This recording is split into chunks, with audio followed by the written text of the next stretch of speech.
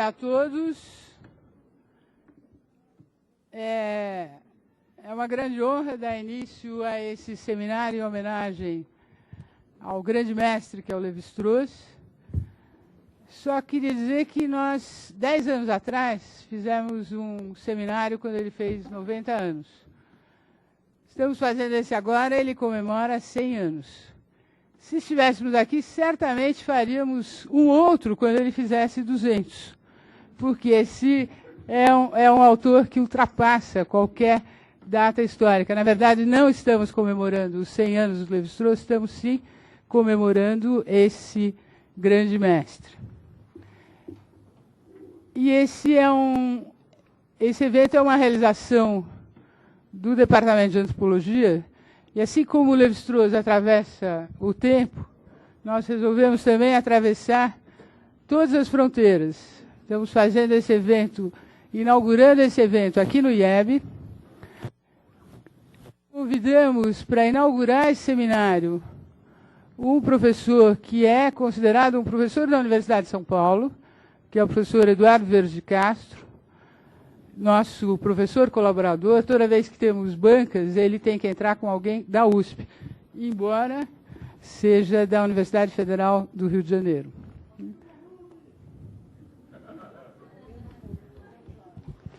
O volume não depende de mim, olha que a minha voz já é volumosa.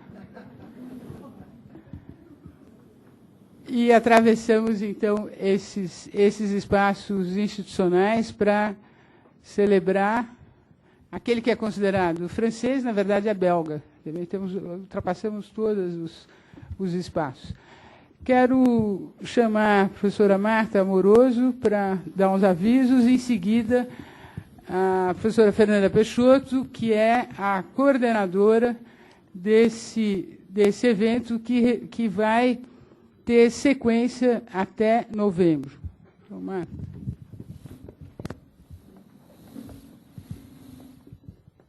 Apenas para agradecer a presença do Eduardo, a gente está muito satisfeito com essa presença.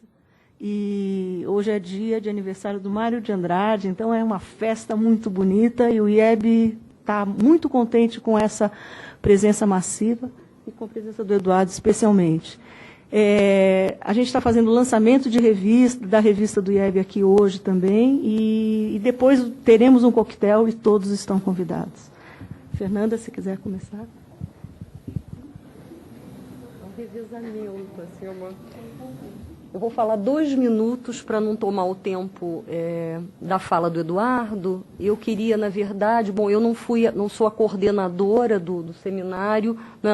Enfim, há uma equipe que cuidou disso, a Silvia, a Marta Amoroso, o Márcio Silva, a Beatriz Perrone, o Henrique Brochu, que está aqui, que montou a exposição, vocês estão convidados para vê-la no saguão da faculdade, e o Renato Stutzmann. Não é?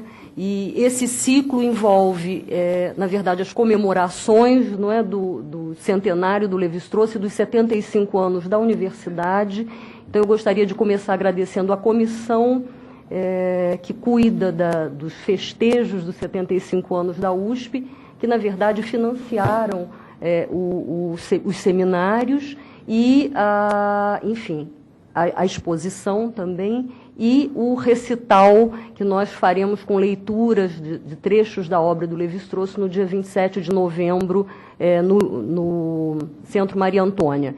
Bom, a programação está disponível nos cartazes. Eu queria apenas lembrar que a palestra da semana que vem, da quinta-feira que vem, o horário foi transferido, será às 10 horas da manhã, aqui no IEB, a palestra do Vladimir Safatli. E, para terminar, os agradecimentos, então, aos apoios, não é? Em primeiro lugar, à reitoria da USP e à comissão dos 75 anos, da comemoração dos 75 anos da universidade, o Centro Maria Antônia, que também vai sediar o evento, ao IEB, a Ana Lana e a Marta Amoroso. Cortaram a minha palavra, não? E a COSAC Naif, que também colabora com o evento, que produziu esses cartazes tão bonitos e que tem editado, reeditado e parte da obra do Lévi-Strauss e editado. São 2, 3, teste. Bom, eu acho que não é nada pessoal, não é? Mas Bom, então é isso, eu não vou prolongar, agradeço demais a presença de todos e de todos os que vão participar diretamente do evento e a vocês todos, os alunos que estão aqui. E passo a palavra ao Eduardo. Eu vou ficar aqui do ladinho. Muito obrigado. Tinha aquele... Onde estava aquela... Ali, o apoio está ali, ó. Ah.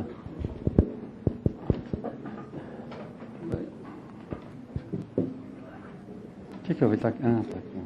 Eu troquei de microfone aqui.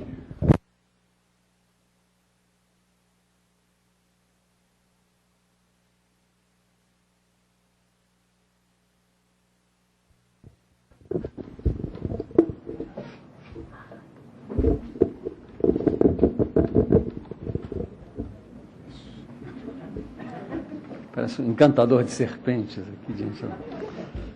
Bom, eu queria, evidentemente, agradecer essa grande honra que me foi dada pela USP e pelos meus colegas de inaugurar o ciclo de homenagens ao Lévi-Strauss.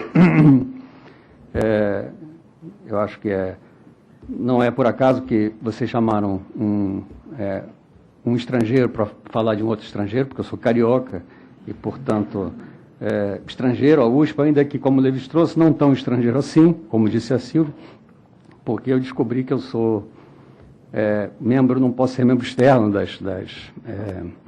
das bancas da USP, porque eu já fui professor uma vez aqui e uma vez da USP, sempre da USP.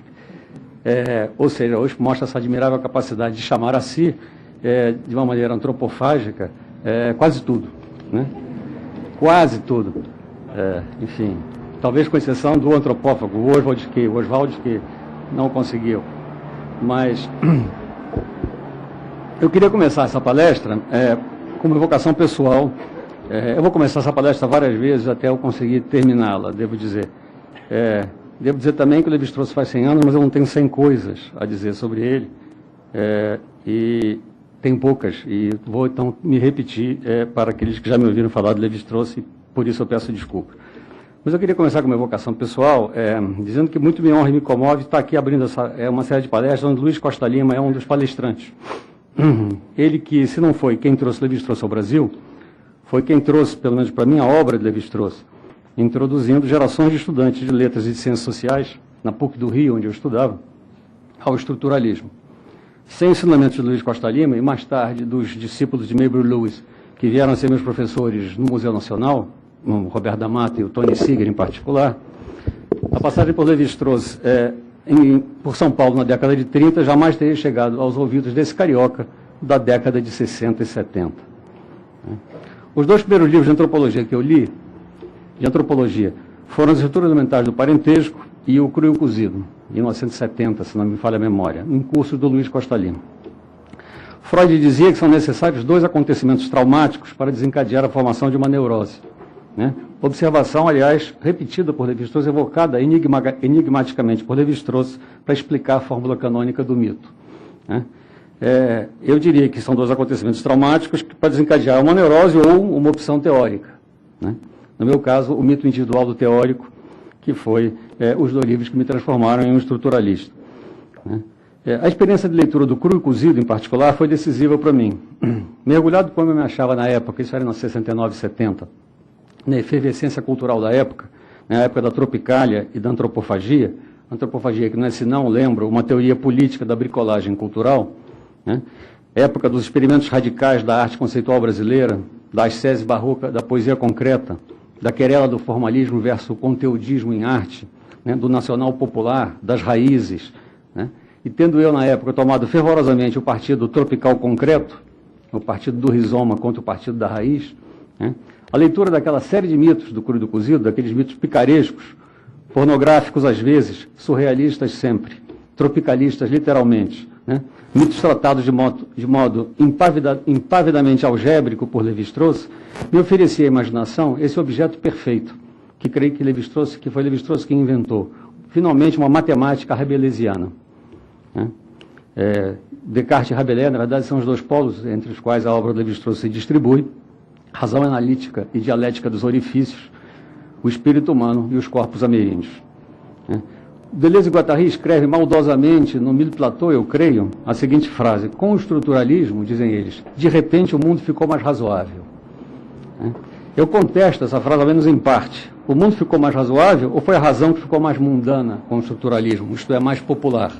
O pensamento selvagem, afinal, é o pensamento popular, é a imaginação do povo no poder. Os 2 primeiros trabalhos que eu publiquei, ainda na graduação, foram tentativas de aplicação ou de interpretação da mitológica levi-straussiana. Foi um ensaio pré-escolar sobre as categorias de sintagma e paradigma nas mitológicas e uma aplicação da fórmula canônica do mito a um aforismo achado num conto de Guimarães Rosa. Desde então, o meu trabalho em antropologia poderia ser resumido como uma tentativa de ler a obra de Lévi-Strauss a partir da distância que separa as estruturas mentais do parentesco das mitológicas. Não para insistir sobre a não relação entre essas 2 obras, como fazem alguns comentadores. Como vocês sabem, hoje as estruturas mentais estão por baixo. Imagina-se hoje um bom Lévi-Strauss e um mau Lévi-Strauss, como há um bom colesterol e um mau colesterol. O bom Lévi-Strauss é o Lévi-Strauss das mitológicas, o mau Lévi-Strauss é das estruturas mentais. Eu não concordo, eu acho que é preciso ler as obras a partir precisamente da sua diferença. E o meu procedimento tem consistido em ler a obra de Lévi-Strauss de trás para frente, isto é, de ler a estrutura elementar do parentesco com uma anamorfose antecipada das mitológicas. E, aliás, de ler as mitológicas a partir do seu último livro, que é a História de Lince. E, enfim, de ler o estruturalismo a partir do pós-estruturalismo. Comecemos de novo, então. Vamos falar um pouco de títulos agora. O título dessa palestra é Lévi-Strauss, fundador do pós-estruturalismo. Vamos começar por falar de um outro título. No momento eu estou tentando terminar um livro para Kozak Naif, o Augusto está ali me olhando, cujo título é um livro sobre as mitológicas, cujo título é, livro ainda provisório, mas provavelmente vai ser o título, o livro é provisório, o título é definitivo. O título é Isso Não É Tudo, : Lévi-Strauss e a Mitologia Ameríndia. Isso não é tudo, ce n'est pas tout, é uma fórmula muito frequente empregada por Lévi-Strauss, especialmente nas mitológicas, a ponto de poder ser considerada um maneirismo característico do autor. A cada 10 páginas, 5 páginas, o Lévi-Strauss começa um parágrafo com isso não é tudo.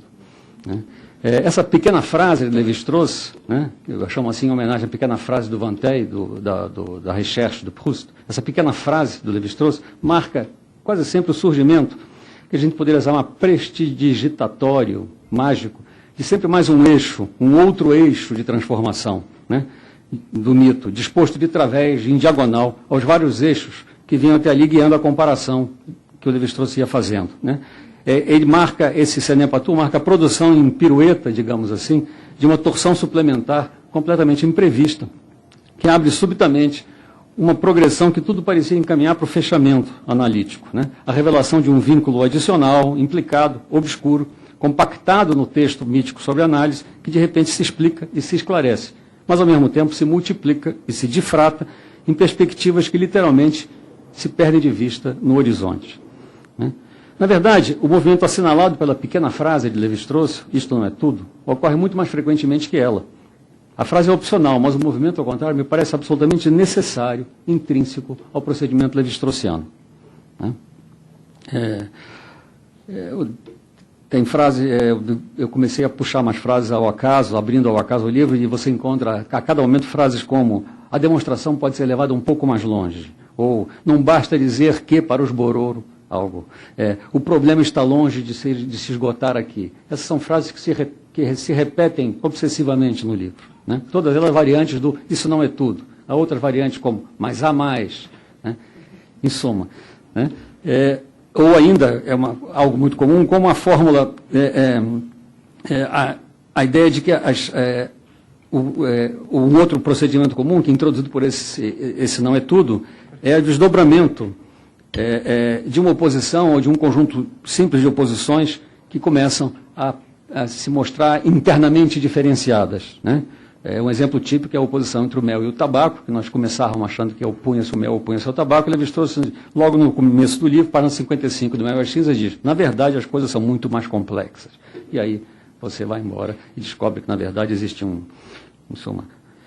algo dentro da oposição. Na verdade, ao contrário do que se costuma preguiçosamente ensinar, a antropologia de Lévi-Strauss não termina nas oposições binárias.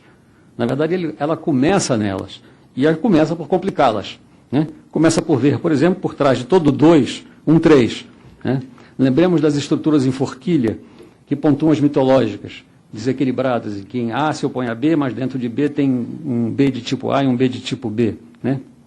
Lembremos, sobretudo, da observação profunda do final do Homem Nu, em que ele diz, o problema da gênese do mito se confunde com a gênese do próprio pensamento. Né? Pensamento esse cuja experiência constitutiva não é da oposição binária, portanto, entre o eu e o outro, mas a experiência do outro apreendido enquanto oposição.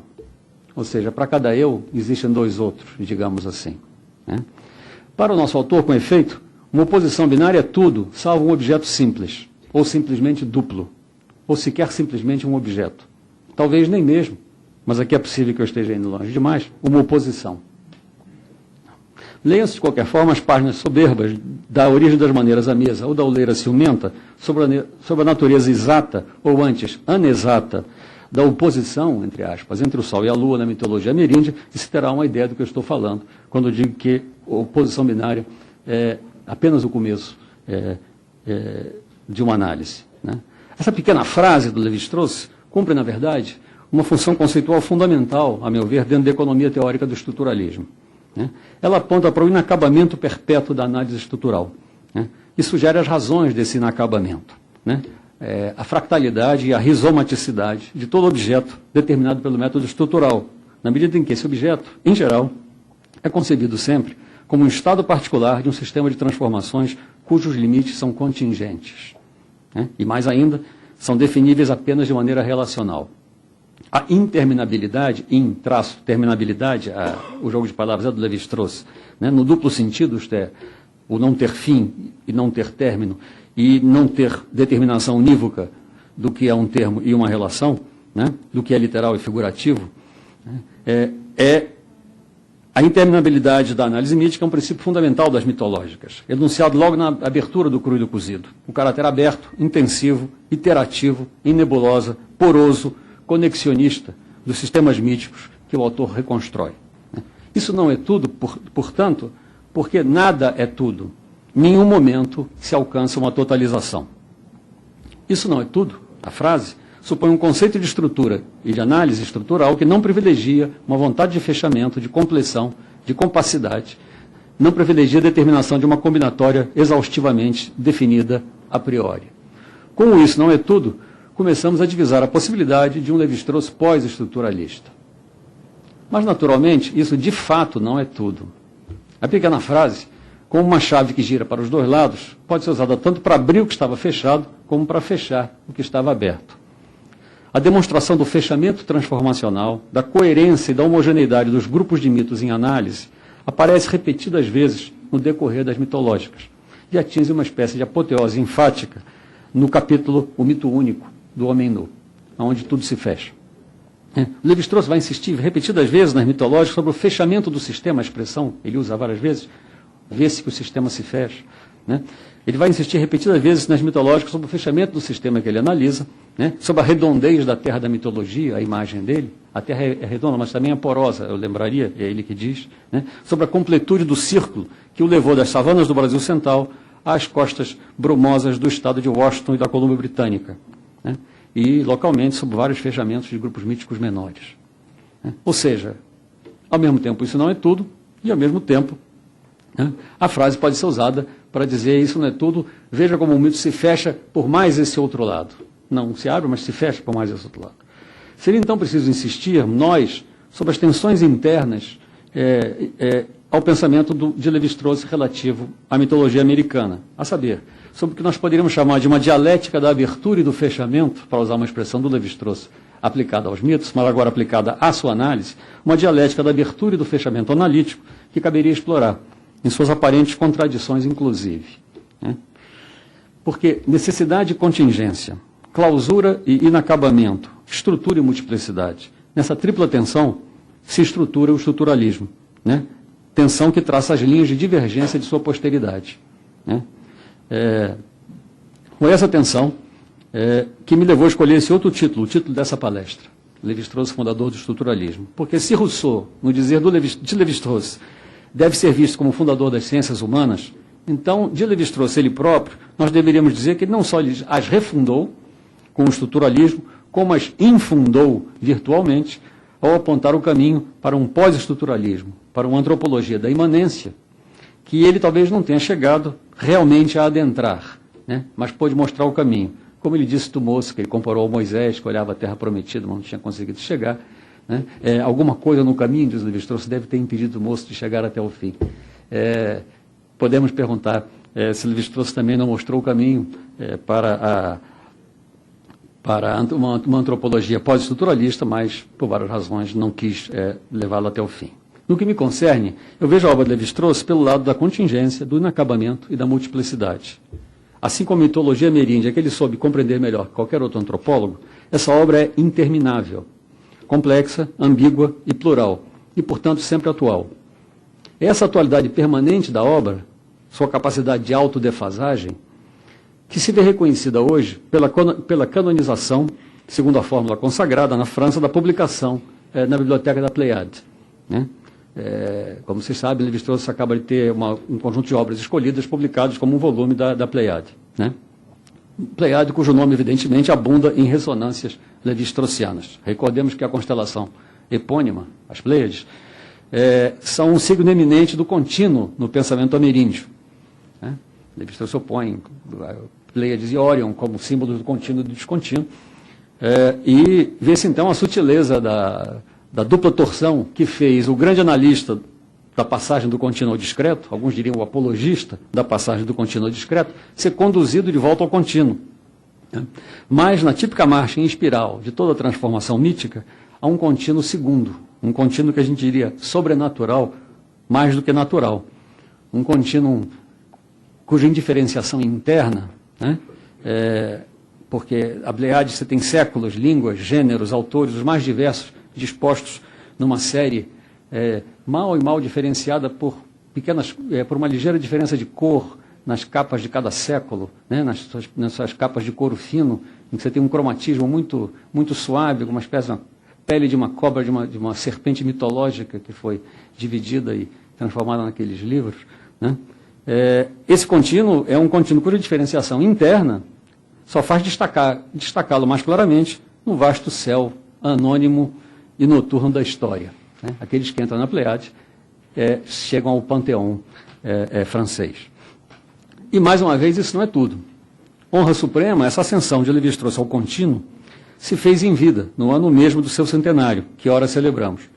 Todos os antropólogos do mundo devemos, com isso, nos sentir orgulhosos e agradecidos pela homenagem que assim se presta à nossa disciplina, na pessoa de seu mais ilustre praticante, né? O pensador que refundou a antropologia e a refundou ao desmontar os fundamentos metafísicos do colonialismo ocidental e que revolucionou a filosofia ao abrir com isso um dos principais caminhos do século para a desmontagem dos fundamentos colonialistas da metafísica ocidental. Eu queria agora fazer um comentário sobre o estilo de Lévi-Strauss.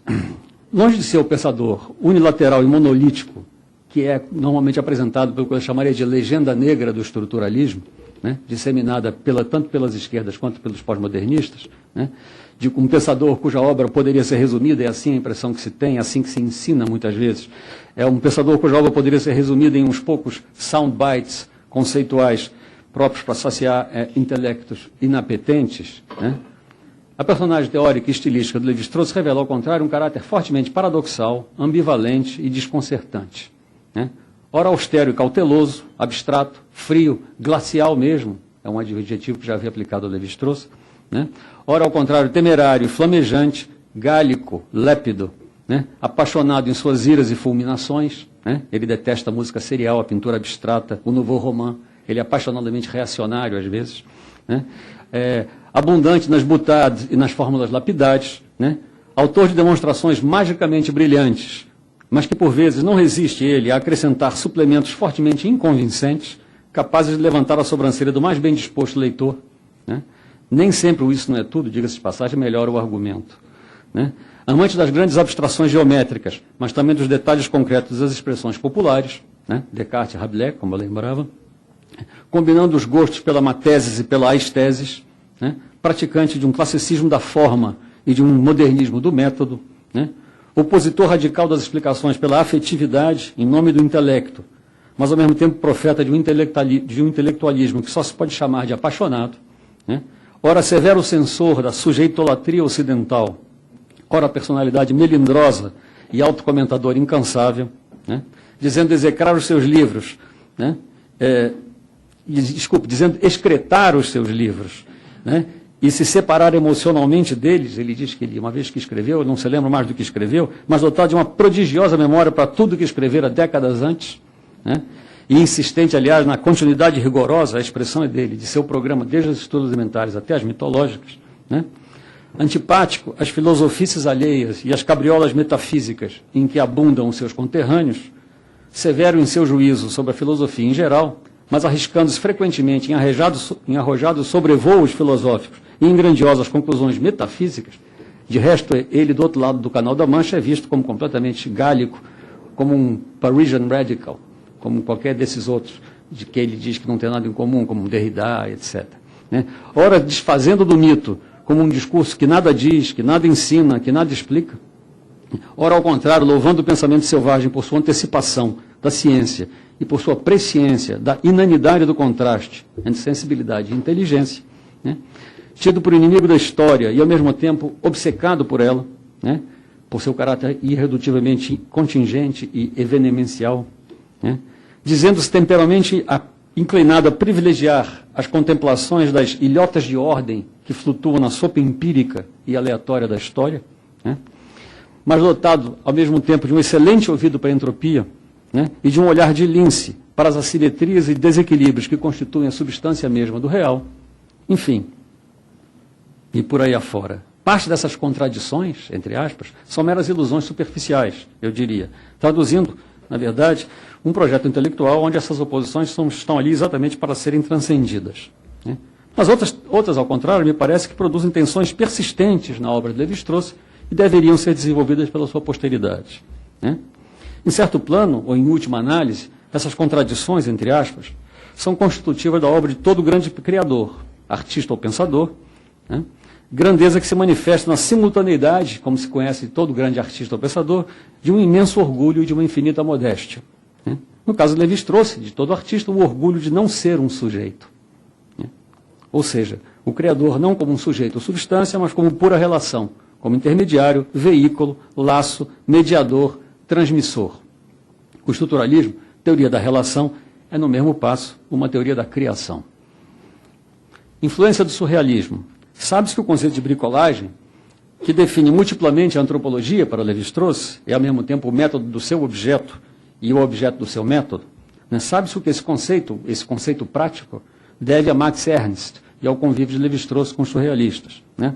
Recordem-se ainda as aproximações abruptas e imprevistas, a expressão é do Ribon falando da obra de Lévi-Strauss, né? Que o estilo Lévi-Straussiano tanto afeiçoa, né? Suas enumerações à la Borges, né? Considere-se, por exemplo, essa passagem que eu puxei ao acaso, que me parece uma joia daquilo que os franceses chamam de pince sans rire, né? De humor britânico, em que é uma passagem que está longe de ser única nas mitológicas, mas que diz assim, no meio da demonstração, Lévi-Strauss sai-se com a seguinte frase: que relação pode haver entre, de um lado, a resposta ao chamado da madeira podre, a percepção olfativa do mau cheiro, a aquisição de um pênis mole, a não percepção de um espetáculo, a não ingestão de uma bebida cheia de vermes, e, do outro lado, o estupro de uma virgem e a ingestão de gambá assado? Ao final da frase, sem fôlego, o leitor sente-se tentado a acrescentar mentalmente: e isso não é tudo. Imagine o que vem por aí, né? Note-se, por fim, o gosto meio dadaísta de Lévi-Strauss pelos trocadilhos e pelas referências intertextuais. Eu lembro, por exemplo, uma deliciosa alusão a Marcel Duchamp, no final da Origem das Maneiras à Mesa, em que aparece, no mito norte-americano, um bisão, um búfalo, mis à nu par ce chasseur même, que é o título de um famoso quadro do Marcel Duchamp. Ou mais notável ainda, um paralelismo que eu descobri, espero ser o único a ter descoberto, um misterioso paralelismo evocado, que surge entre uma tríade evocada numa passagem da Oleira Ciumenta e um verso do Mallarmé. A tríade diz o seguinte, eu estava relendo recentemente o agradecimento e topei com a seguinte frase. Ele está descrevendo a preguiça, o guariba, os animais que têm incontinência anal, oral, etc. Ele diz assim, reencontra-se aqui então as 3 peças mestras desse conjunto mítico. 2 pontos, ciúme, excremento, meteoro. Ponto. Jalousia, excremento, meteoro. Lendo isso, eu me lembrei, eu já li isso em algum lugar. E, na verdade, existe um verso no Mallarmé, num poema chamado Salut, que termina assim, solidão, Recife, estrela. 3 só. Ou seja, nós temos 3 séries que se superpõem, 3 palavras que se superpõem muito exatamente. Né? Um sentimento, jalousia, solidão. Né? Uma concreção terrestre, o excremento e o Recife. E, naturalmente, um astro, o meteoro e a estrela. Acaso, Mallarmé diria que um golpe de dados jamais vai aboli-lo. E foi Lévi-Strauss que nos ensinou que todo detalhe é motivado. Evidentemente, essa frase do Lévi-Strauss foi produzida pela frase do Mallarmé, saiba ele ou não. Né? Em suma, mais uma vez, na obra de Lévi-Strauss se vê tensão, oscilação, coexistência de contrários. Né? A grande questão que se abre hoje no processo de reavaliação, eu ia dizer de reabilitação, mas enfim, aqui a obra de Lévi-Strauss está sendo submetida, né? A grande questão que se abre nesse processo é de saber se o estruturalismo é uno ou múltiplo, ou, para usarmos uma polaridade arquetipicamente levi-straussiana, se o estruturalismo é contínuo ou descontínuo internamente. Né? Sem deixar de concordar com os intérpretes que concordam com Lévi-Strauss, a saber, que veem na obra de Lévi-Strauss como marcada por uma profunda unidade de inspiração e de método, eu vejo, porém, a personalidade teórica do estruturalismo e do seu autor como dividida, mas não oposta, em 2 gêmeos eternamente desiguais, né? Como os de História de Lince, um herói cultural e um deceptor, né? O homem da mediação e do descontínuo e o homem da separação, que é também um mestre do movimento retrógrado em direção aos pequenos intervalos, o racionalista europeu e o xamã ameríndio. Né? Eu acho que há sim 2 estruturalismos, mas como Lévi-Strauss mesmo foi o primeiro a mostrar, 2 é muitos. Né? Um estruturalismo, se vocês quiserem, em desequilíbrio perpétuo, uma expressão levi-straussiana. E se Lévi-Strauss não é o último pré-estruturalista, longe disso, infelizmente, ele está muito perto de ser o primeiro pós-estruturalista que nós conhecemos. Sobre esses 2 estruturalismos, que eu dizia que há 2 estruturalismos, ou um estruturalismo em desequilíbrio perpétuo, né? É difícil prever qual vai ser o efeito mais amplo sobre o campo intelectual, no sentido lato do termo, que foi esse acontecimento estrutural, né, que é a entrada de Lévi-Strauss na biblioteca da Pleiade. Né? Mas essa entrada acontece na hora mesma em que o legado intelectual de Lévi-Strauss começa a ser seriamente reconsiderado. Né? E em que se começa a constatar que a obra dele não está apenas atrás de nós e à nossa volta, mas também diante de nós. Essa é uma frase com que ele termina o Raça História, de que a diversidade cultural não está só atrás de nós e em volta de nós, mas está no futuro diante de nós. A obra de Lévi-Strauss também. Né? Esse volume, aliás, da Pleiade, dá testemunho de uma curiosa reviravolta. Né? A saber, que a herança do estruturalismo antropológico, homenagens piedosas e exceções honrosas à parte, parece estar sendo hoje na França muito melhor administrada pela filosofia do que pela antropologia. Né? Eu me refiro ao fato de que essa obra da Pleiade foi organizada por 3 dos 4 editores são filósofos, apenas um etnólogo, né? E me refiro mais geralmente ao projeto de rediscussão da obra de Lévi-Strauss que está sendo empreendido por uma nova geração de filósofos na França, interessados em resgatar a originalidade e a radicalidade intelectuais do pensamento francês dos anos 60, né? Que foram eclipsadas pela maré conservadora das décadas subsequentes que continua conosco. Né? Essa reproblematização filosófica do pensamento de Lévi-Strauss se faz, para usar uma linguagem consagrada por ele mesmo, sobre vários eixos. É instrutivo, por exemplo, ver como o nome de Leibniz começa a aparecer ao lado do tradicional Kant. Né? Ou como a tradição da Naturphilosophie, por exemplo, com a referência crescente à obra do Darcy Thompson, né? Onde se radica uma concepção morfogenética antes que lógico-combinatória da noção de transformação, ou ainda como do Kant, começa a ser a terceira crítica, né, que começa a aparecer como influência decisiva. Né. Ao lado dos 3 dos 4 editores filósofos do volume da Pléiade, que são Vincent de Baen, o Frédéric Keck e o Martin Rueff, caberia destacar o nome do Patrice Manillier, que talvez alguns de vocês já tenham ouvido, e que, a meu juízo, é um dos intérpretes mais profundos que já se debruçaram sobre o projeto estruturalista. Esse jovem filósofo soube trazer à luz a originalíssima ontologia do signo, que subjaz a semiologia saussuriana, e, outra descoberta capital dele, que subjaz também a concepção levi-straussiana de antropologia. A leitura que faz Manillier da antropologia de Lévi-Strauss reflete uma influência essencial, discreta, mas perfeitamente explícita, da filosofia de Gilles Deleuze. Não é preciso dizer que essa leitura de Manillier dificilmente obteria o assentimento integral dos dois pensadores implicados, Lévi-Strauss e Deleuze, né? E talvez menos ainda, o que já é bem mais interessante, de todos os discípulos auto-intitulados dos mesmos, né? Mas, de qualquer maneira, a linha foi traçada. A antropologia estrutural afirma temerariamente: Manillier é, ao mesmo tempo, eu cito, empirista e pluralista. E a filosofia que a subtende, diz ele, é, sob todos os aspectos, uma filosofia prática. Ou seja, um Lévi-Strauss empirista, pluralista e pragmático. Enfim, alguém para dizê-lo, né? É com grande alívio que constatamos que nós estamos aí, nesse momento, nas antípodas daquilo que a antropóloga francesa Jeanne Favret batizou com magnífico sarcasmo de La pensée Lévi-Strauss. La, hífen, pensée, hífen, Lévi, hífen, Strauss. La pensée Lévi-Strauss, a saber, as apropriações transcendentalizantes que tentam fazer do nome da obra desse pensador o que eu chamaria de grãos sacerdote da ordem simbólica e os porta-vozes do universal, né?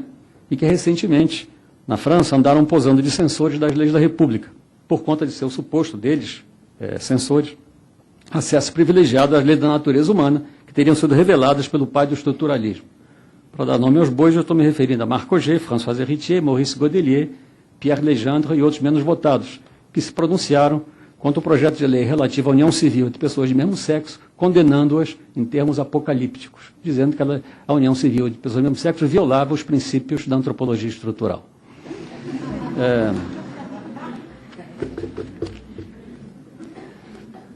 É digno de nota que boa parte da posteridade teórica mais inovadora do estruturalismo distinguiu-se por tentativa de reconsideração do que a gente poderia chamar de aspecto sacrificial do pensamento selvagem, para evocar aqui a distinção entre totemismo e sacrifício feita nos 2 livros de 62, o Totemismo Hoje e o Pensamento Selvagem, né? E sobre a qual eu já escrevi mais de um comentário e vou tentar não me repetir aqui, né? Um exemplo pontual dessa posteridade inovadora que explora o outro lado do pensamento selvagem, eu daria o exemplo, um célebre artigo de Roy Wagner sobre o que ele chama de parentesco analógico, né? E que se constrói, eu recordo, por contraste com o parentesco homológico, como ele chama, que é precisamente o esquema totêmico do Lévi-Strauss. Esse artigo do Roy Wagner revolucionou a teoria do parentesco. Ou tomem-se as diversas pragmáticas da indexicalidade ou da metonímia, que tem sido avançada nos últimos 20 anos, como alternativa ao privilegiamento do símbolo e da metáfora pelo estruturalismo da época clássica, né? O livro de tanta repercussão do Alfred Gell, o Art and Agency, é talvez o melhor índice, ele próprio, da fecundidade dessa episteme do índice que a gente viu se consolidar nos últimos 20 anos, né? Em outro registro disciplinar, a filosofia de Deleuze e Guattari, cuja influência sobre a antropologia só recentemente começa a se fazer realmente sentir, ou talvez contra cuja influência só agora se começa realmente a reagir, né? Talvez possa ser vista também como uma travessia desse lado escuro da lua estruturalista, né? O lado da metonímia, do sintagma, do cromatismo, da diferença não conceitual ou alógica, da variação contínua e do rizoma enquanto antiestrutura, né? A lua, note-se, é a mesma, né? É a lua estruturalista e é redonda, como diria o Lévi-Strauss sobre a Terra da mitologia, mas quem passou pelo outro lado da lua não volta exatamente ao mesmo lado quando volta para o lado de cá. Nem vê, portanto, o mesmo lado de cá. Só após várias dessas expedições feitas pela antropologia e pela filosofia à face oculta da lua estruturalista, é que a antropologia começou a ver claro, hoje, que a obra de Lévi-Strauss já colaborava ativamente com muito do que pareceria vir a ser a sua subversão futura, né? A ideia, por exemplo, que Lévi-Strauss cita, que ele diz, né, a afirmação de que ele faz na aula inaugural de 1960, de que a antropologia estrutural utiliza sempre, eu cito, um modelo mais de transformações do que de fluxões, né? tornou-se, ao longo da obra de Lévi-Strauss, uma verdade muito aproximativa. A noção de transformação, que nesse contexto estava se opondo à noção de fluxão, como a álgebra se opunha ao cálculo diferencial, como a combinatória se opunha à dinâmica, né? A noção de transformação, ela própria, foi se transformando ao longo da obra de Lévi-Strauss, né? Primeiro, ela foi ganhando precedência retórica e teórica sobre a noção de estrutura, né? É claro que a noção de estrutura se definia por uma certa noção de transformação, mas é significativo que a palavra transformação comece a aparecer mais frequentemente que a palavra estrutura, à medida que nós avançamos na obra de Lévi-Strauss e, sobretudo, quando chegamos nas mitológicas, né? O Patrice Manillier chega a falar, eu cito, numa redefinição da análise estrutural pelo conceito de transformação, fecha aspas. Em segundo lugar, essa noção foi assumindo uma roupagem cada vez mais analógica, cada vez mais próxima das fluxões do que das permutações. O ponto de catástrofe, o ponto de bifurcação, de ruptura nessa evolução, se situa, sem dúvida, nas mitológicas. Há uma curiosa nota do Mel às Cinzas, que me parece o primeiro registro explícito dessa mudança. É uma nota na página 74 da edição francesa, em que ele diz assim: Licht, sempre o Licht, nos censurou, sempre, né, por recorrermos exclusivamente a esquemas binários.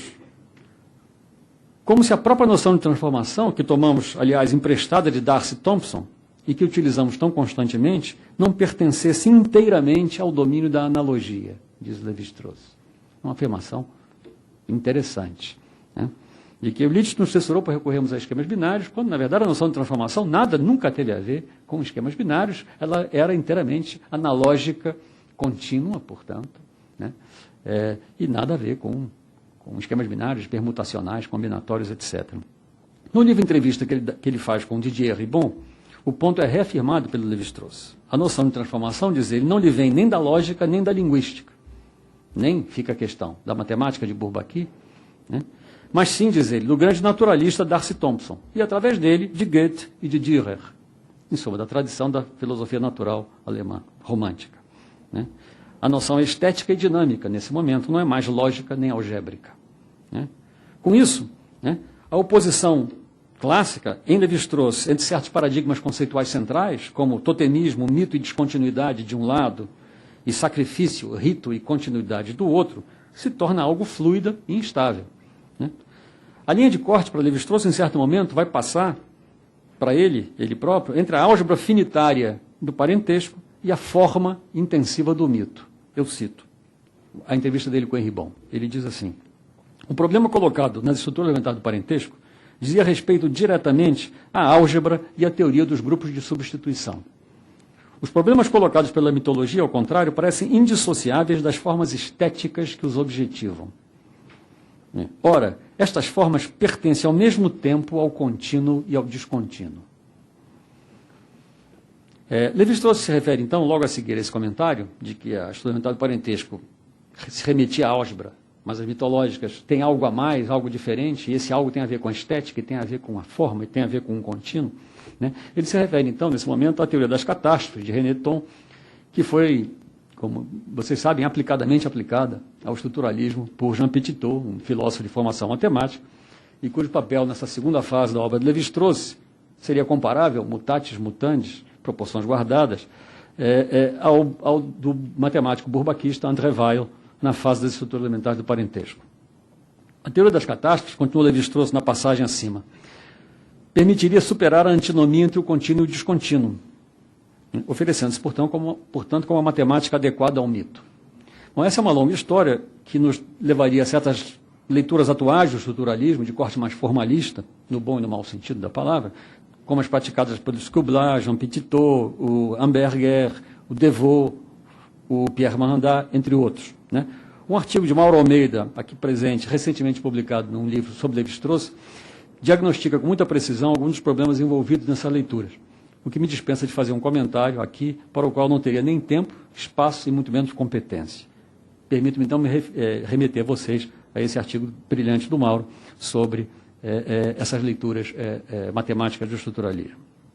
Mas a conclusão geral, que eu creio que se pode tirar, né, é que a noção estruturalista de transformação sofreu, de fato, uma transformação histórica e estrutural, né, em parte devido à influência sobre o próprio autor dessas interpretações matemáticas de sua obra, mas em parte, me parece, muito mais importantemente, devido à mudança no tipo de objeto que ele veio a privilegiar, do parentesco ao mito. né? A partir de uma figura inicial de natureza principalmente algébrica combinatória, a transformação levi-straussiana vai se deformando até se tornar uma figura com características muito mais topológicas e dinâmicas. As fronteiras entre transformação lógica e transformação real, salto lógico e emergência morfogenética, se tornam muito mais tortuosas, contestadas e complicadas, mais fractais, para usar uma palavra da moda. A oposição entre a forma, o totemismo, e a força, o sacrifício, perdeu seus contornos e, de certa forma, se enfraqueceu. Isso não significa, note-se, que Lévi-Strauss reconheça e tematize tal mudança, para além dessa reflexão que eu acabei de fazer sobre os diferentes problemas do método estrutural quando confrontados com o mito e com o parentesco. Ao contrário, a tendência do mestre francês sempre foi de sublinhar, eu cito, a continuidade do programa que seguimos metodicamente desde a estrutura elementar do parentesco. Isso é dito na abertura do Cru e do Cozido. Continuidade do programa que seguimos metodicamente desde a estrutura elementar do parentesco. Bem, continuidade. Essa aí é uma palavra delicada no vocabulário estruturalista.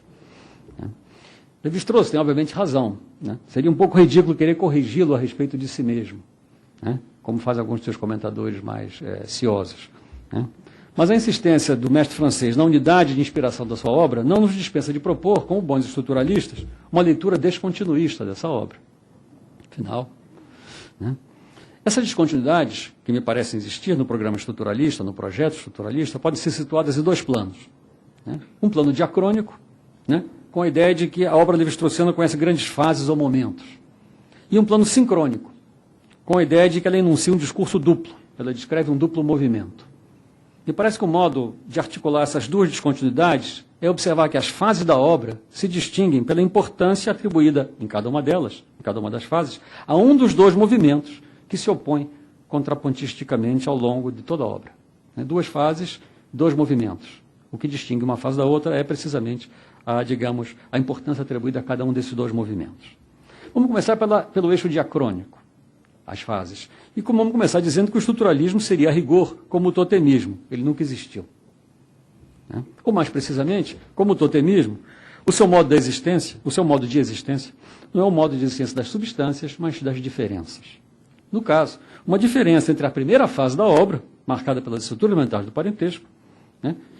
Que é uma fase que a gente poderia chamar de pré-estruturalista, e uma segunda fase da obra, que chamaríamos de pós-estruturalista, definida pelas mitológicas, e pelas as quatro mitológicas, e pelas três monografias subsequentes, Via das Máscaras, Oleira Ciumenta, História de Lince. Entre essas duas fases, haveria um breve momento inequivocamente estruturalista, a pausa, como ele chama, representada pelos dois livros totêmicos, de 62, né, que são o totemismo hoje e o pensamento selvagem. Né? É nesses dois livros, com efeito, que Lévi-Strauss identifica o pensamento selvagem, isto é, o pensamento selvagem entenda essas condições gerais da semiose humana, a uma gigantesca e sistemática empresa de ordenamento do mundo.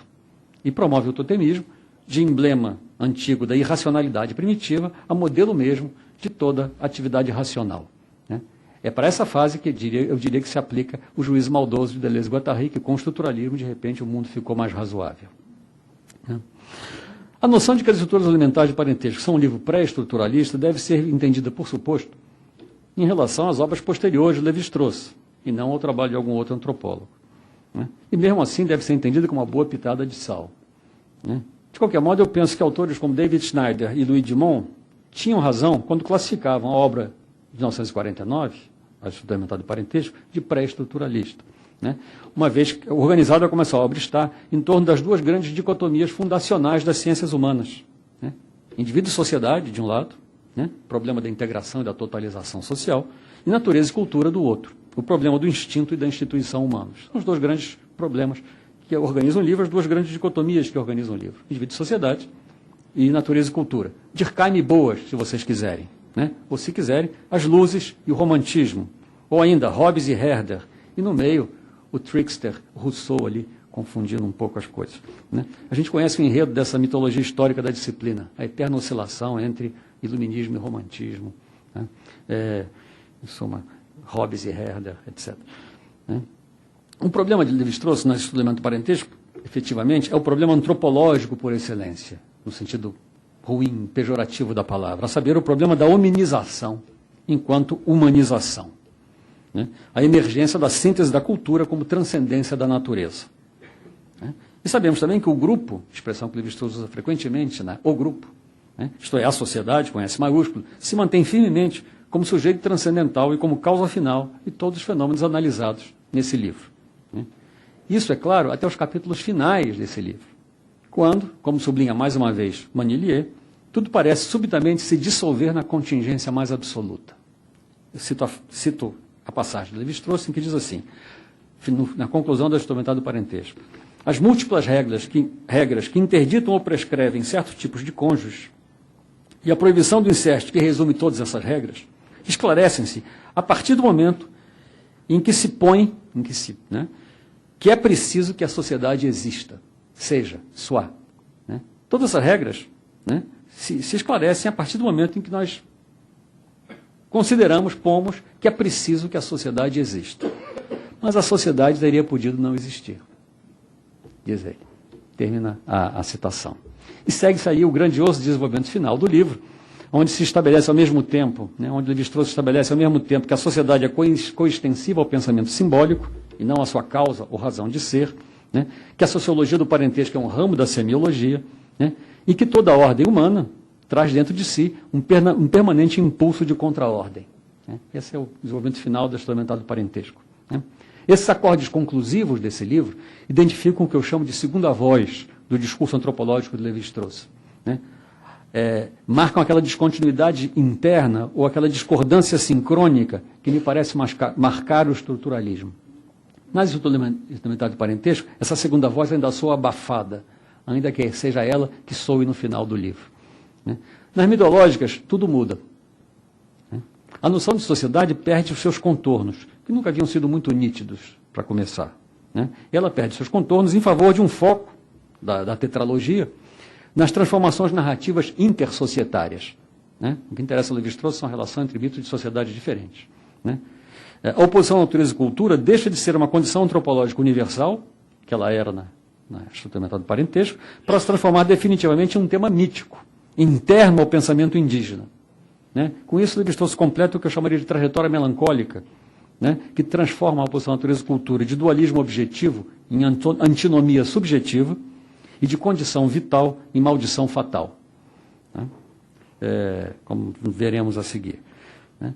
Mas o tema, então, a oposição, deixa de ser uma condição universal e passa a ser um tema indígena, né? Tema, aliás, não isento de uma profundíssima ambiguidade, como nós vamos ver no pensamento indígena. E os objetos algébrico-combinatórios, chamados estruturas, como eu dizia, desaparecem quase que de todo do livro, em favor de uma noção topológica de transformação. Né?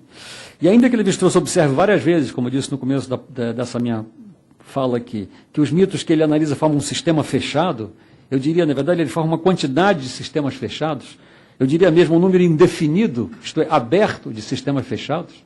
Né?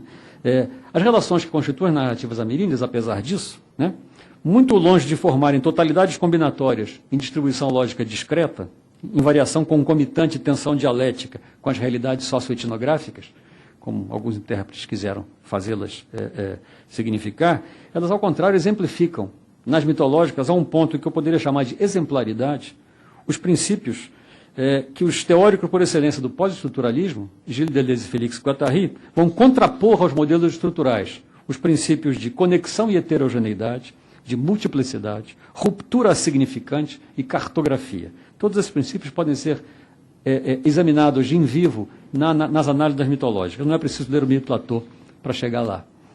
A mitologia ameríndia de Lévi-Strauss na verdade, não é uma estrutura, mas é um gigantesco rizoma sem centro nem raiz. Né? Um mega agenciamento coletivo e milenar de enunciação, uma hipermultiplicidade incessantemente atravessada por fluxos semióticos, fluxos materiais e fluxos sociais. Né? Uma rede, em suma, percorrida ou sacudida, como que por ondas de choque, por diversas linhas de estruturação, mas que é, enquanto tal, irredutível a qualquer estrutura. Né? Uma multiplicidade a n-1, para usar uma expressão do Deleuze famosa. Né? As multiplicidades sempre se constituem por retirada de uma unidade, não por acréscimo de uma unidade superior. Né? Uma multiplicidade a n-1 ou como poderíamos chamar em homenagem ao famoso mito de referência levi-straussiano, uma multiplicidade a m-1. Né? O M1, o mito Bororo, que, como vocês sabem, era apenas uma versão, o mito do qual todo o livro parte, e que era apenas uma versão invertida e enfraquecida dos mitos G que o seguem. Ou seja, Levi-Strauss começa por um mito. O mito de referência não tem a menor importância, digamos assim, né? De uma maneira caracteristicamente irônica. É o M-1, eu chamo, não é o M1, mas o M-1. Né? Pois todo mito de referência, pois o mito de referência entre aspas, para Levi-Strauss é um mito qualquer, é um M-1. Todo mito, como sabemos, é uma versão de outro. Toda versão abre para um outro mito. E os mitos todos não exprimem uma origem nem apontam um destino. Os mitos não têm referência. Né? O mito da referência, né? Não mais o mito de referência, mas o mito da referência, a ideia de que exista uma referência do mito, cede lugar, na obra de Levi-Strauss, ao sentido do mito, né? Ao mito como máquina de sentido, né? Ao conceito de mito como tradução pura. Vocês estão lembrados, né? Uma narrativa não só que é absolutamente traduzível, que é como ele define o mito no famoso artigo de 55, a estrutura dos mitos. O mito é aquele que nada perde na tradução, né? O mito pode ser 100% traduzível, digamos assim. Uma narrativa que não só é apenas absolutamente traduzível, mas como também, é isso que nós percebemos na mitológica, ela é absolutamente tradução. Né? Ela é apenas um dispositivo para converter um código em outro, projetar um problema sobre um problema análogo, né? Fazer circular a referência, né? Anagramatizar o sentido. O mito, em suma, como dispositivo para traduzir um mito em outro mito.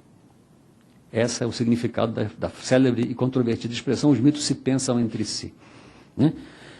Eles se pensam entre si com o mundo no meio, porque o mito e o mundo se tornam infinitamente contíguos. Né? Pois os mitos não significam o mundo, eles significam com o mundo, por meio do mundo. E o que eles significam, como nós sabemos, é a significação ela própria, que é apenas um outro nome para o espírito humano. Voltemos um passo atrás agora e vamos combinar essa descrição diacrônica das diferenças internas do discurso levi-straussiano com a descontinuidade sincrônica que eu vejo lá. A obra do Levi-Strauss, desde muito cedo, contém um subtexto ou um contratexto pós-estruturalista, desde cedo. Portanto, não se trata apenas de passar das estruturas mitológicas, do pré para o pós-estruturalismo. Desde o começo, né, essa obra contém esse subtexto ou contratexto. A suposta parcialidade, predileção do estruturalismo por oposições simétricas, equipolentes, duais, discretas e reversíveis, como as oposições do esquema totêmico clássico, é desmentida não só pela ainda hoje surpreendente crítica ao conceito de organização dualista, do artigo de 56, o célebre, as organizações dualistas existem, né? Como mais ainda pela igualmente antiga e ainda mais surpreendente fórmula canônica do mito, do artigo de 55. Fórmula essa que pode ser tudo, menos simétrica e reversível. Né? E é digno de nota, além disso, que Levi-Strauss encerre as duas fases das mitológicas, né, com ponderações, tanto no final do Homem Nu quanto na história de Lince, com ponderações sobre os limites do vocabulário, da lógica extensional, para dar conta das transformações que ocorrem nos mitos e entre os mitos. Sobretudo, não é certamente por acaso que os dois últimos livros mitológicos de Levi-Strauss, A Olheira Ciumenta e A História de Lince, sejam construídos como desenvolvimentos precisamente dessas duas figuras do que eu chamaria de dualismo antistático. Né? A Olheira Ciumenta é uma ilustração sistemática da fórmula canônica, ao passo que A História de Lince concentra-se na instabilidade dinâmica, o desequilíbrio perpétuo, né, das dualidades cosmossociológicas ameríndias. O desequilíbrio perpétuo é uma expressão que surge pela primeira vez na obra de Levi-Strauss, na estrutura mental do parentesco, para descrever o casamento avuncular dos Tupinambá. E reaparece com toda a força na última obra de Levi-Strauss sobre a mitologia, Tupinambá, que é a História de Lince, para descrever o movimento interno ao mito tupi, colhido pelo Tevé em 1554. O desequilíbrio perpétuo, em suma. Liga esses dois momentos.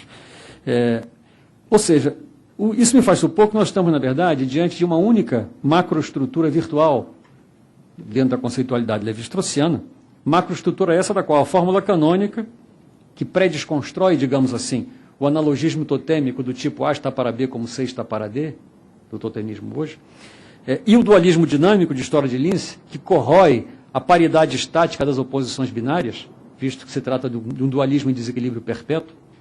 Né? Essas duas atualizações seriam apenas duas atualizações, desculpe, dessa macroestrutura virtual. Né?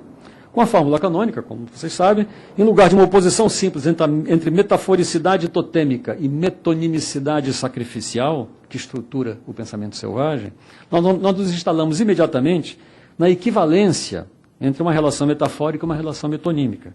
A célebre torção, a expressão de Lévi-Strauss, que faz passar de uma metáfora ou uma metonímia e vice-versa. A famosa dupla torção, a torção supranumerária, de que o Lévi-Strauss fala ao descrever a fórmula canônica, e que não é senão a transformação estrutural pura e simples. Não há outra. Ou, em vez de chamar de pura e simples, talvez possamos chamar de a transformação estrutural híbrida e complexa, mas é essa e não existe outra. Né? Pois a conversão assimétrica entre o sentido literal e o sentido figurado, o termo e a função, o continente e o conteúdo, o contínuo e o descontínuo, o sistema e o seu exterior, esses são os verdadeiros temas estruturalistas, que atravessam todas as análises levi-straussianas da mitologia e mais além. Né? E com o desequilíbrio dinâmico da História de Lince, seu último livro, né? Momento culminante do processo de amerindianização do estruturalismo que se iniciou com as mitológicas, né? Podemos falar disso em outra ocasião, nós percebemos, com esse tema do desequilíbrio dinâmico da História de Lince, que a verdadeira dualidade que interessa ao estruturalismo nunca foi o combate dialético entre natureza e cultura, mas a diferença intensiva e interminável entre os gênios desiguais. Essa gemelaridade tingida de afinidade que forma, como diz Lévi-Strauss, a rocha-mãe da mitologia americana. A saber, a disparidade do dois, o dois como caso particular do múltiplo. Nós vimos acima que Lévi-Strauss contrastava a álgebra do parentesco das estruturas elementares, né, que estaria inteiramente do lado do discreto, com a dialética mítica entre o contínuo e o descontínuo. Né? Essa diferença não é puramente formal. Patrício Manillier observava a respeito da diferença entre essas duas fases do projeto estruturalista que, eu cito Lévi-Strauss, cito Manillier, se o primeiro momento da obra de Lévi-Strauss parece se caracterizar por uma intensa interrogação sobre o problema da passagem da natureza à cultura e sobre a descontinuidade entre essas duas ordens, né, a qual descontinuidade essa que parecia então a Lévi-Strauss ser a única garantia da especificidade da antropologia social contra a antropologia física, o segundo momento da obra de Lévi-Strauss é não menos intensamente caracterizado por uma denúncia obstinada, né, da tentativa de constituição da humanidade como uma ordem à parte. Né? E, com efeito, considere-se uma diferença, agora sou eu, fecha aspas, uma diferença interessante. Considere-se o último parágrafo das estruturas elementares do parentesco, onde Lévi-Strauss observa que, em seus mitos sobre a idade do ouro, o além, né, a humanidade, eu cito, sonha em capturar e fixar aquele instante fugidio em que lhe foi permitido crer que podia trapacear com a lei da troca, ganhando sem perder, desfrutando sem partilhar. Né? E que assim, portanto, para a humanidade, diz Lévi-Strauss, a felicidade completa, eu cito agora, eternamente negada ao homem social, é aquela que consistiria em viver entre si. Isto é, um mundo sem outro. Né? Compare essa constatação final da estrutura elementar do parentesco, que é uma constatação finalmente tão freudiana, né? De que, afinal, no fundo, nós nos livraríamos da sociedade, né? Né?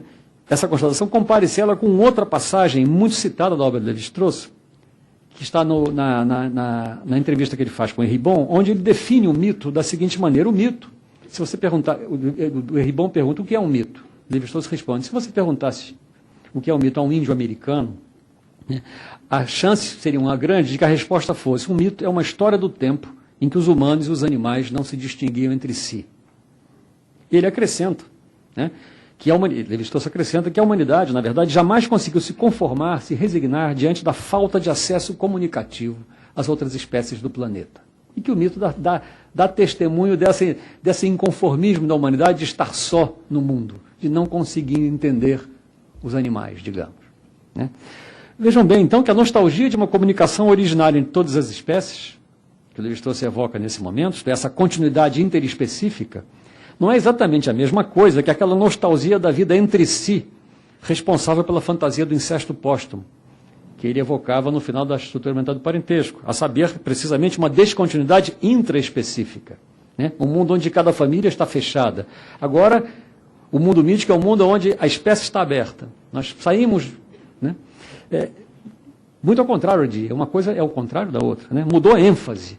Eu diria que mudou o sentido desse contradiscurso humano que é o mito. Se o contradiscurso, o discurso contrassocial, era um discurso que queria se livrar do outro, o discurso contrassocial agora é um que quer se livrar do mesmo, quer se livrar do humano, quer buscar o animal, quer buscar a outra subjetividade.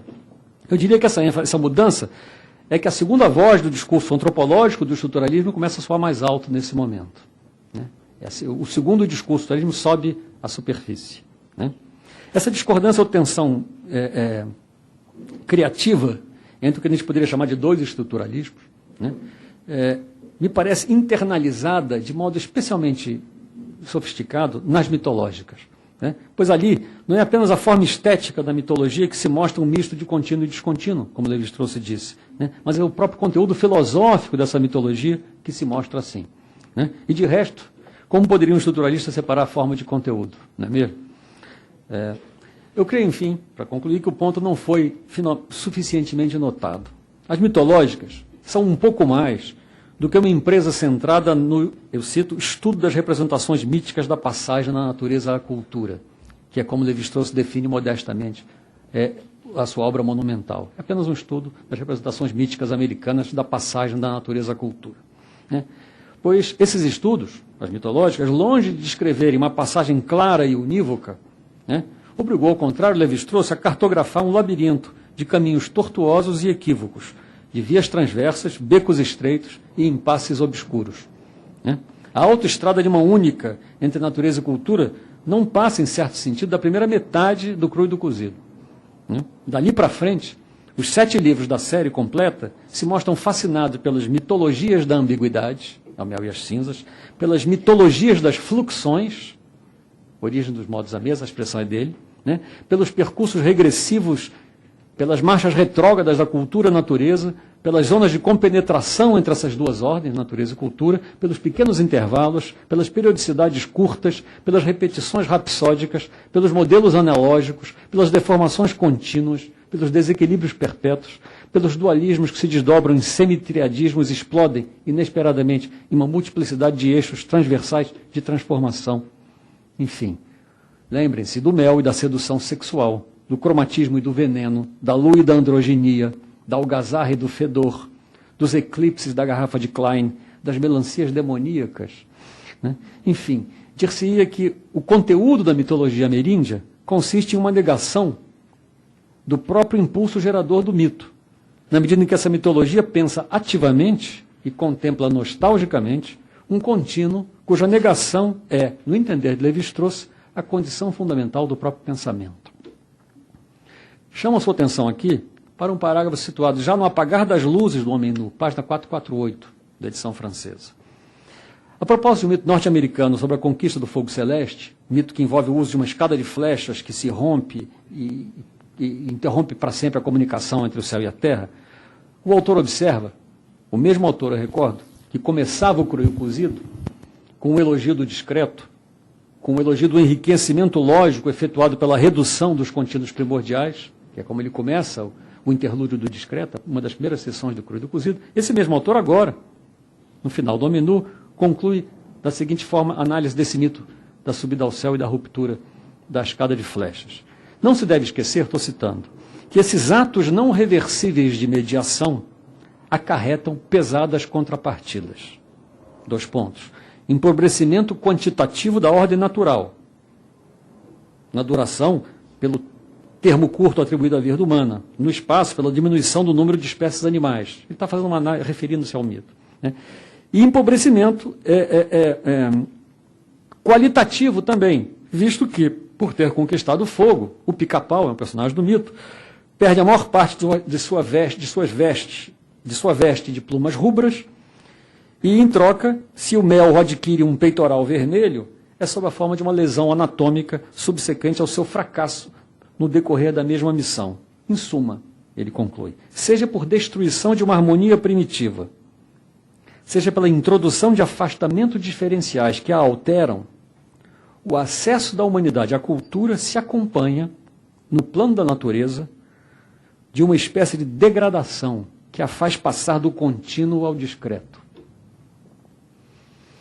Esse é um daqueles trechos meio perdidos na selva das mitológicas que se percebem que são subitamente cruciais, onde a ambiguidade dos dois discursos do estruturalismo, isto é, aquele discurso da hominização triunfante, da estrutura mental do parentesco, e aquele da denúncia da autosseparação da humanidade, né, é interiorizada analiticamente e posta na conta de uma reflexão imanente ao mito. São os mitos que contam as duas histórias. Né? E a marcha regressiva não é tão negativa assim. Né? Ou, pelo menos, não é mais apenas negativa. Será que a gênese da cultura também é degenerativa agora? E, nesse caso, será que a marcha regressiva seria regenerativa? Impossível, talvez, entretanto? Imaginária apenas?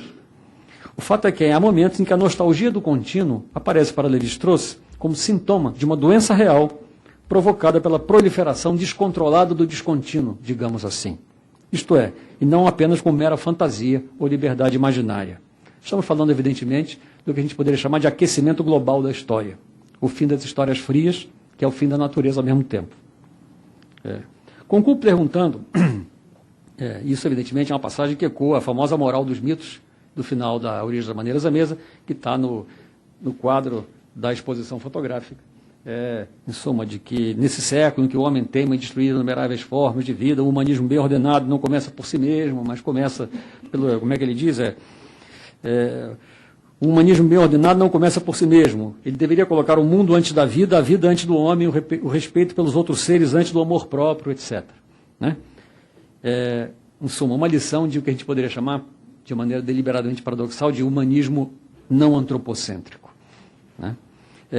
Além dessa lição de humanismo não antropocêntrico, qual é a outra lição final do estruturalismo que eu tiraria? Dessa vez a lição para dentro, isto é, para a antropologia em particular, antes que para a humanidade em geral.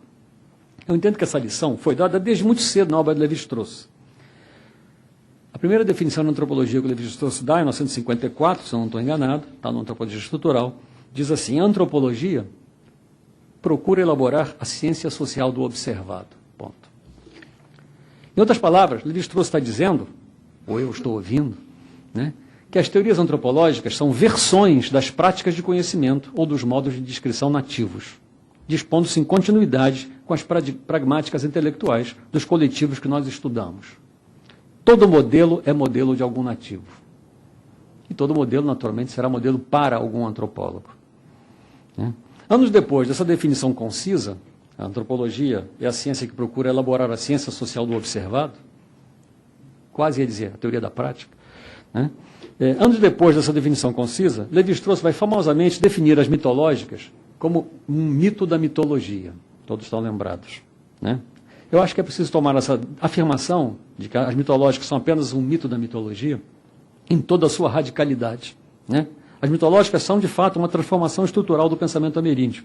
Né? Isto é, elas são a resultante da inflexão que esse pensamento recebeu ao ser filtrado por problemas e conceitos característicos do que eu poderia chamar de logopoiese ocidental.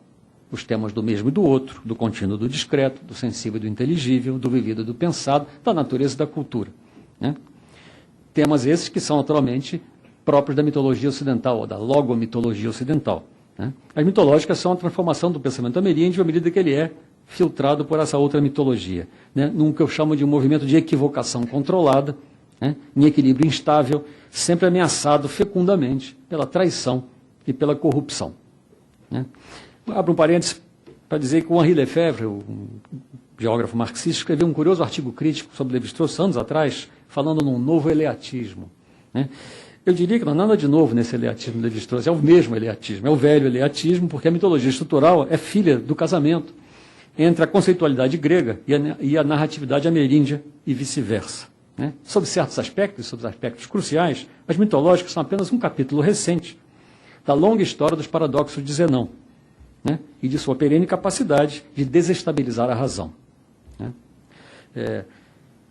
Ou seja, esta é a condição tradutiva intrínseca da antropologia, né? Discurso que é conceitualmente codeterminado pelos discursos sobre os quais discorre. Né?